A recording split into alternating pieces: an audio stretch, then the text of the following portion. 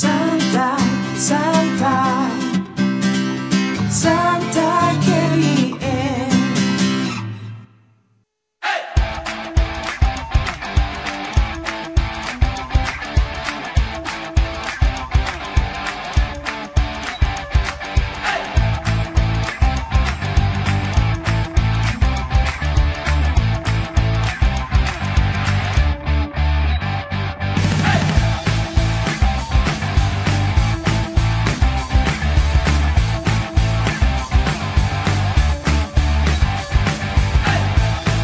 Santai KDN terbaik. Kami dari PDRM, Santai KDN terbaik. Santai KDN terbaik. Santai KDN terbaik. Santai KDN terbaik. Santai KDN terbaik. Santai, santai KDN. Bismillahirrahmanirrahim. Assalamualaikum warahmatullahi wabarakatuh. Salam sejahtera, salam Malaysia Madani. Baik, penonton podcast Santai KDN, anda dengar kami bincang. Baiklah tuan-tuan dan puan-puan, isu yang kami bawa pada hari ini mengenai isu keselamatan negara, tanggungjawab bersama, di mana kita mengambil salah satu agensi di bawah Kementerian Dalam Negeri, iaitu kita ambil Jabatan Penjara Malaysia, di mana topik ataupun isu yang kita ingin berbual santai dengan tetamu kita pada hari ini, iaitu mengenai ihsan di sebalik jeriji, iaitu pengurusan banduan rentan. Mesti ramai penonton tertanya-tanya, apa itu banduan rentan sebenarnya? Untuk itu, tanpa melengahkan masa, saya menjemput Yang Bahagia KJP Datuk Abdul Aziz bin Abdul Razak, Ketua Pengarah Jabatan Penjara Malaysia, di mana beliau merupakan ketua yang menjadi penaung untuk Jabatan Penjara Malaysia. Assalamualaikum Datuk. Assalamualaikum. Apa khabar Datuk? Alhamdulillah. Baiklah Datuk, kita terus kepada soalan yang pertama yang membuat penonton tertanya-tanya, apa itu banduan rentan sebenarnya? Okay, terima kasih kepada Cik Ahmad dan KDN yang mengadakan sesi podcast pada kali ini. Untuk perkataan rentan ini, selalunya kita akan berkisar kepada mereka yang lemah. Tetapi dalam konteks penjara pada hari ini, kita fokus kepada 4 grup. Okay. Tetapi kalau kita buka definisi ni kepada dunia lah, berbeza-beza dia punya definisi. Tapi untuk di Jabatan Penjara dan Kementerian KDN khususnya adalah kita fokus pada 4 grup, iaitu yang pertama mereka yang berumur 60 tahun dan ke atas. Itu maknanya warga emas lah. Yang kedua, mereka yang dikategorikan sebagai orang kurang upaya, iaitu mempunyai kad orang kurang upaya yang dikeluarkan oleh Jabatan Kebajikan. Dan seterusnya, kategori rentan ialah mereka yang mempunyai penyakit yang berjangkit, ya, ataupun kita panggil dependent active daily life. Jadi mereka ni memerlukan support ataupun sokongan untuk meneruskan kehidupan harian ataupun aktiviti harian lah. Dan yang terakhir, mereka dikategorikan sebagai dari orang tua dan yang kategorikan sebagai pesakit mental lah. Okay. Mereka yang mempunyai masalah mental ini ada memerlukan rawatan yang selanjutnya daripada hospital sakit mental, di mana pada hari ini ada 2 di Semenanjung dan di Sabah Sarawak ada 1. Jadi inilah kita kategorikan mereka sebagai golongan rentan dalam jabatan penjara.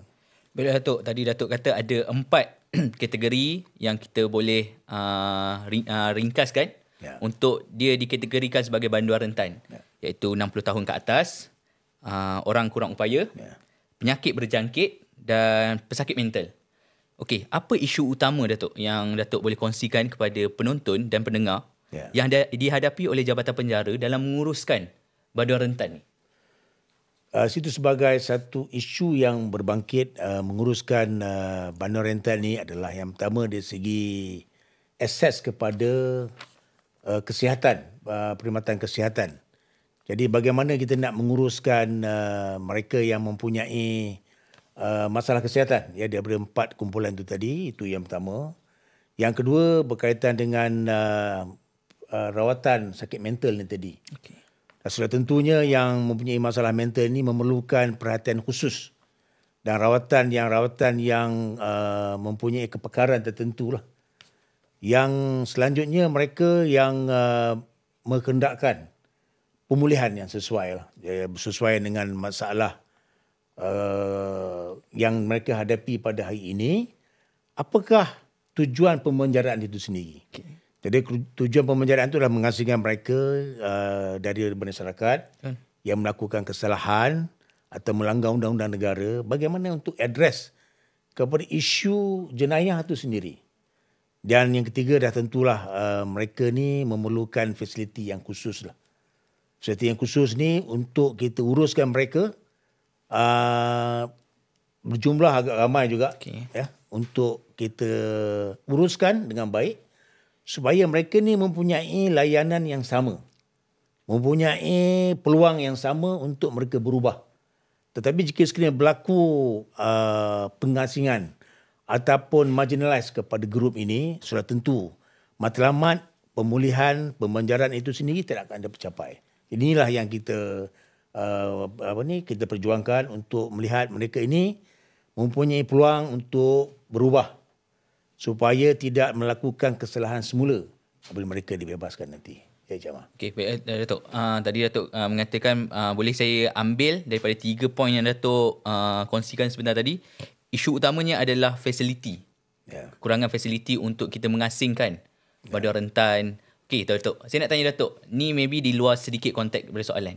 Badar rentan ni adakah dia diasingkan dengan bandar-bandar yang lain ataupun bagaimana?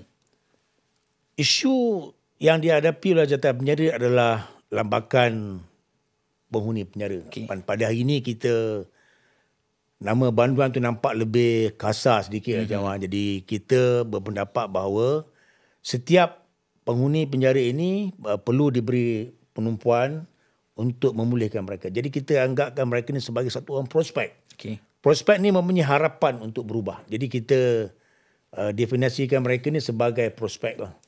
Jadi kalau kita pasal fasiliti ni dengan lambakan yang ramai, macam mana kita nak design ataupun kita accommodate kepada keperluan mereka ni sendiri.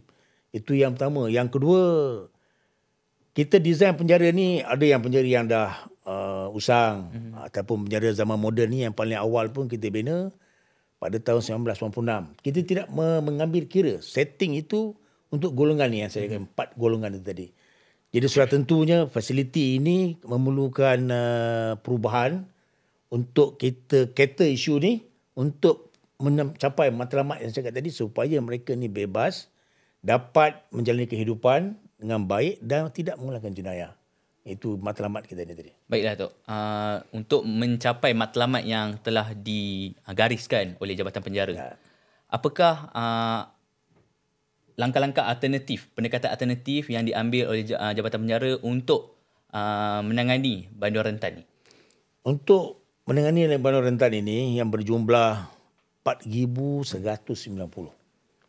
Ramai tu Cik Amal. Yang mendominasi mereka, jumlah yang saya kata adalah mereka yang punya masalah mental.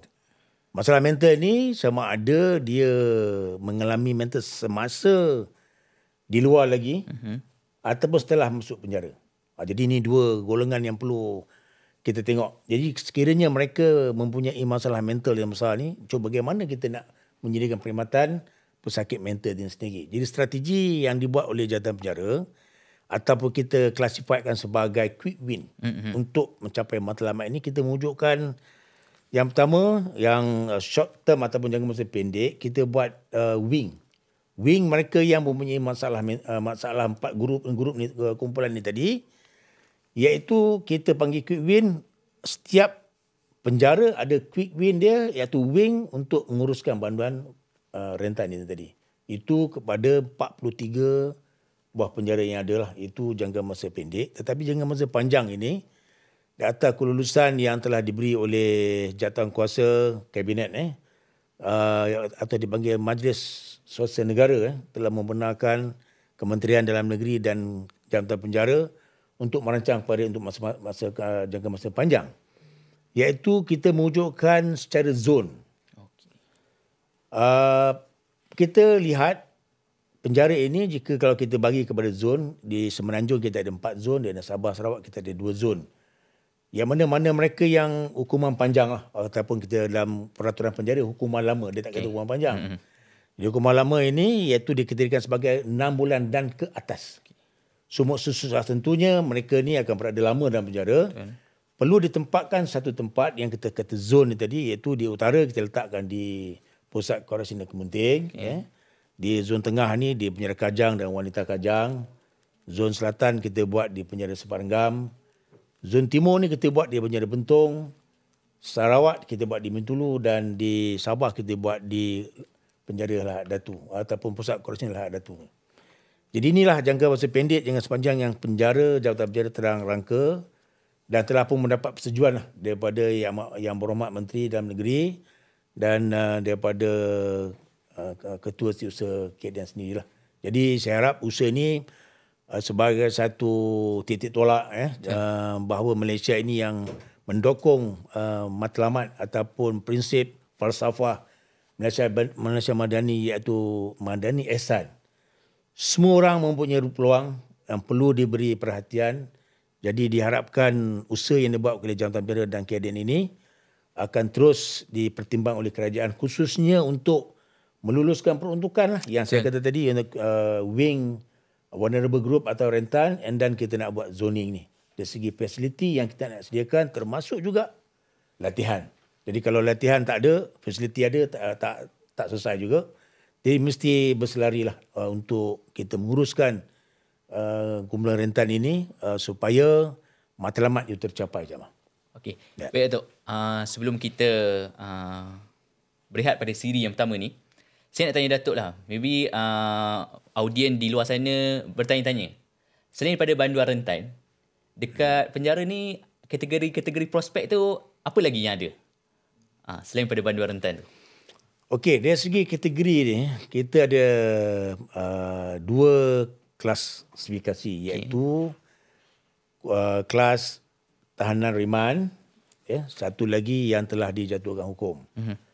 So yang riman ini mereka yang sedang menjalani, bukan sedang menjalani, mereka ditahan untuk dibicarakan.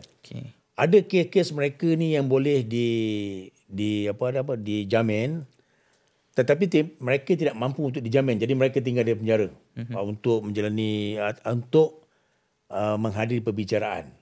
Yang kelas satu lagi adalah mereka yang telah dijatuhkan hukum dan berarti bersalah.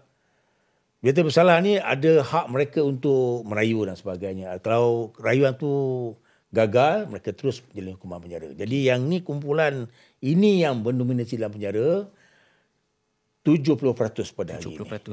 70% jatuh hukum dan 30% riman. Inilah komposisi yang ada dalam jabatan penjara untuk jabatan penjara uruskan lah. Hari ini berjumlah 87,000 keseluruhannya. Tetapi dalam yang telah dijatuhkan hukum ni layak juga. Lebih awal mereka berada dalam masyarakat tetapi masih dalam pengawasan di bawah pembebasan ataupun pengawasan jabatan penjara, iaitu dinamakan bebas berlesen, orang yang diparol, pusat ataupun perintah kehadiran wajib. Ini yang kita kategori ataupun klasifikasi yang saya kata tadi. Baik Datuk, saya ada beberapa lagi soalan yang saya ingin bertanya dengan Datuk berhubung dengan kolaborasi Jabatan Penjara dengan agensi luar, lepas tu latihan-latihan khas yang dikendalikan oleh Jabatan Penjara kepada pegawai itu sendiri untuk dalam menjaga banduan-banduan dan lain-lain lagi. Untuk itu kita akan sambung seketika pada siri kedua Datuk dengan tajuk Ehsan di sebalik jeriji, iaitu pengurusan banduan rentan. Untuk itu kita berjumpa di siri yang kedua di mana podcast Santai Kementerian Dalam Negeri. Anda dengar kami bincang. Santai, Santai KDN.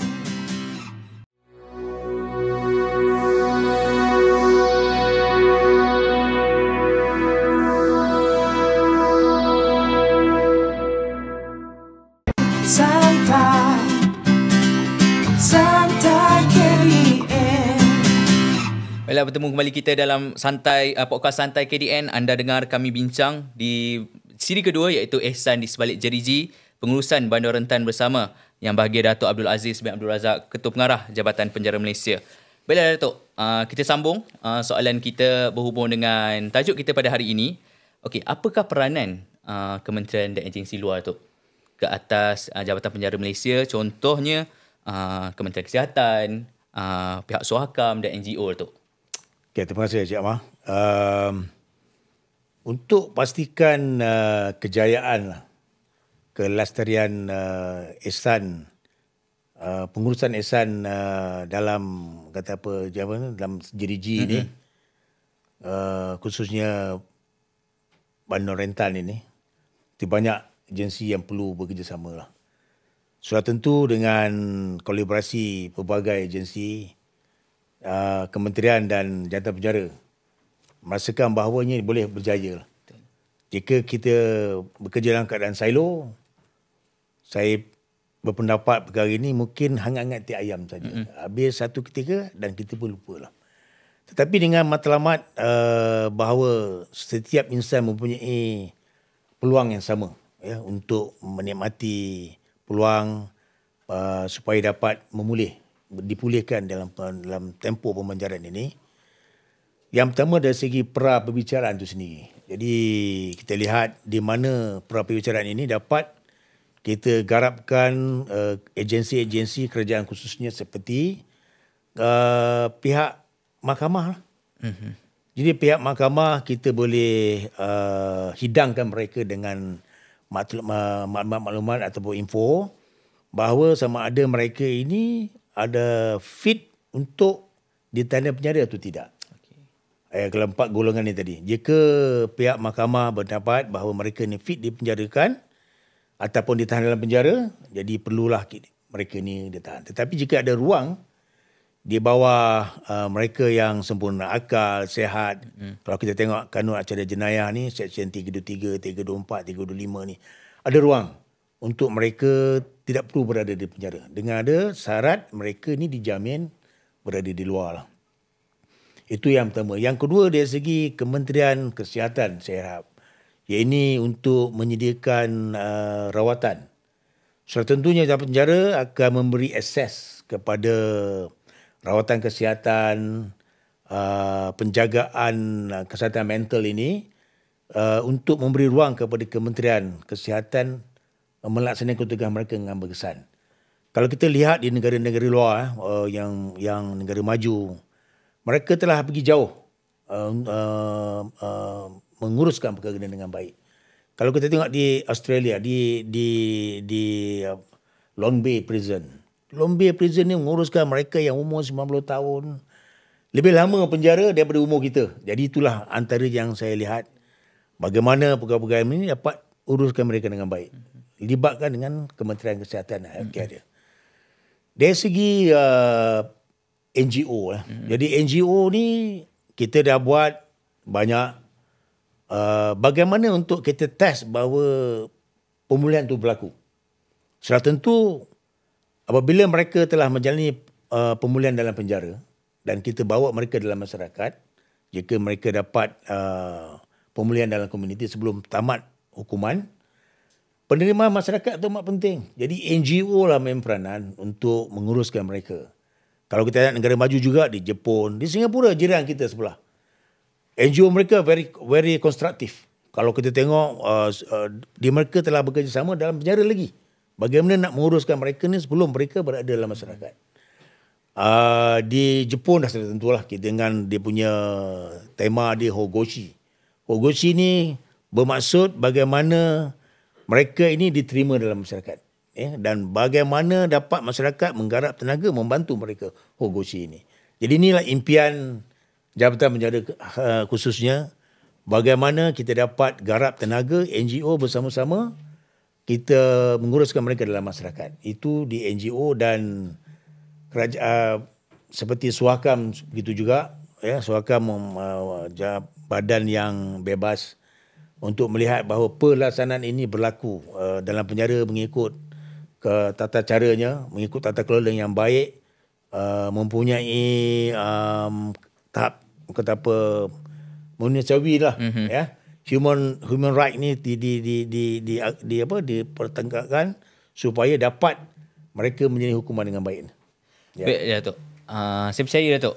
Datuk sendiri dengan pasukan Datuk pernah keluar negara melihat penjara-penjara di luar negara, contohnya seperti Singapura, Korea Selatan dan Australia. Ya. Apakah mesti bila Datuk dah melawat tu, mestilah dia kata, oh aku nak macam ni lah dekat penjara aku nanti. Oh. So apakah input yang Datuk nak ambil daripada penjara yang berada di luar negara tu untuk penambahbaikan Jabatan Penjara Malaysia tu sendiri? Kita tak boleh lah ambil 100% apa yang mereka ada sesuaian dengan keperluan yang kita ada, yang kita nak lakukan. Jadi kita kena ubah suai dari segi fasiliti itu sendiri lah. Latihan yang perlu kita lihat. Jadi saya lihat perkara hari ini adalah fasiliti ini memang memerlukan peruntukan yang besar juga. Betul. Untuk yang saya cakap tadi, jangka masa panjang dan jangka masa pendek. Jangka masa pendek ni mungkin kos yang tidak besar mana, tapi jangka masa panjang ni kos yang besar jugalah. Tetapi itu bukan isunya. Isunya sama ada kita memegang falsafah Malaysia Madani Ihsan ini dengan betul, cara macam mana pun, kita cuba ke arah yang lebih baik. Okay. Jadi kalau from zero or from scratch kita go another area, saya kata kita telah berubah. Tetapi kalau kita tak start pada hari, kita takkan mula apa-apa pun. Jadi inilah nak kita lihat di Malaysia ini, khususnya di penjara, 43 institusi penjara ini ada kita memegang ataupun kita berusaha keras bagaimana untuk menguruskan mereka dengan baik. Dan saya berharap dengan ada kejayaan ini atau usaha ini, kita boleh bawa ke pentas dunia. Ya, kita ada platform dipanggil United Nations Office Drug and Crime ini, di mana mereka fokus kepada tindakan mana-mana negara itu menguruskan mereka yang dikonsiderkan sebagai marginal ataupun vulnerable ni tadi.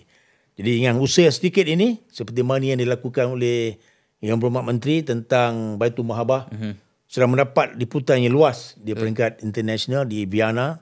Jadi kita berpeluang juga ruang ini, bagaimana Malaysia dapat menguruskan gula rentan ini di penjara dengan baik. Ini harapan Jabatan Penjara dan harapan KDN untuk kita lihat kita ni satu tahap yang lebih baik daripada belum pada hari ini.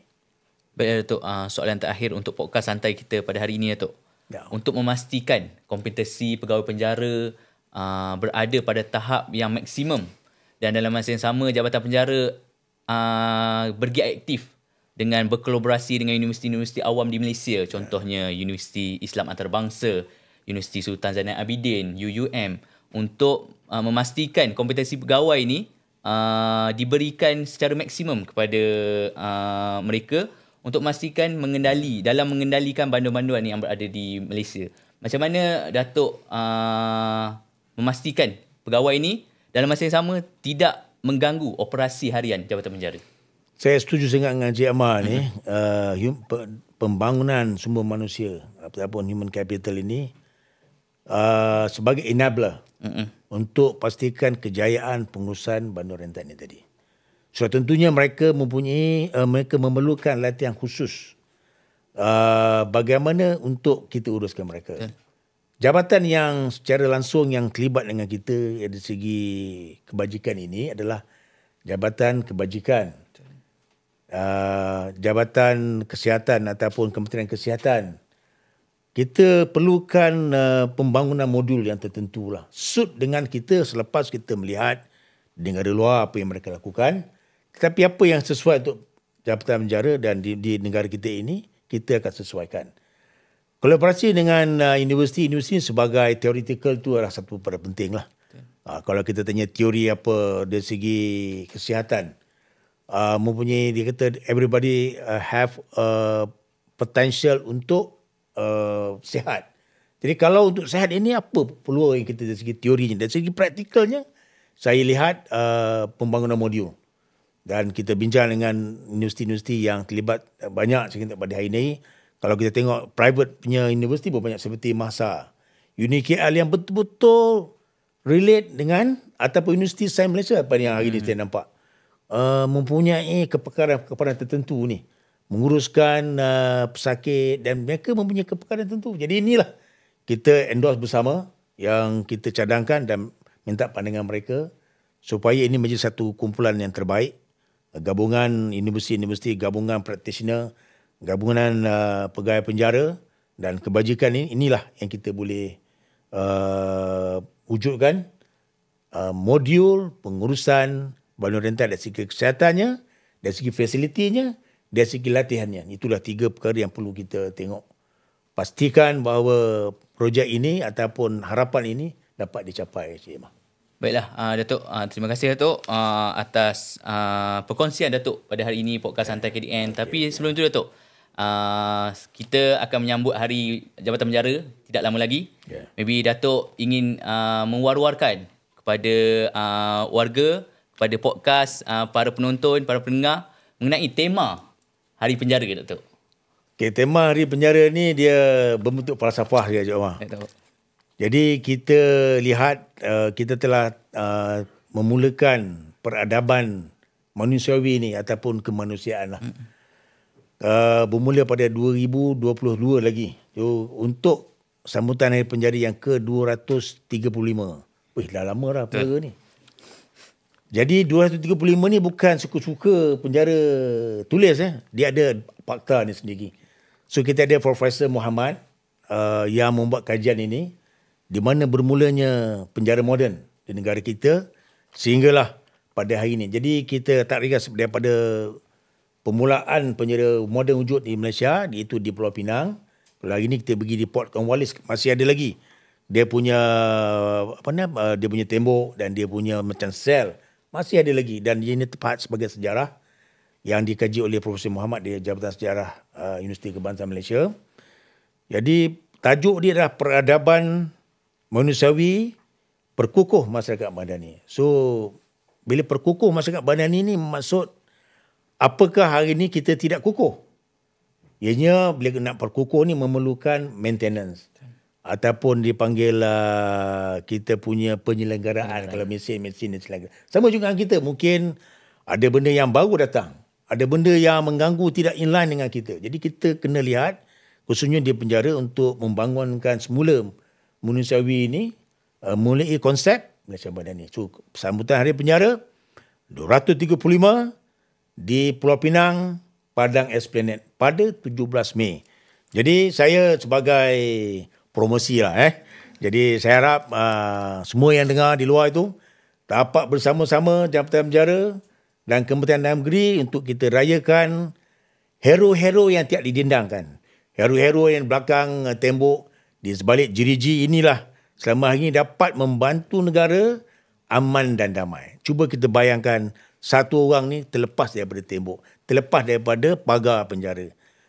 Gempar satu Malaysia. Jadi inilah harapan daripada Jabatan Penjara untuk kita menghargai semua lapisan sama ada dari peringkat bawah sehingga ke peringkat khususnya Kementerian Dalam Negeri juga, yang berhormat Menteri juga yang begitu kerja keras untuk menaikkan perkhidmatan correctional ini dapat diterima di peringkat Malaysia dan peringkat antarabangsa dia.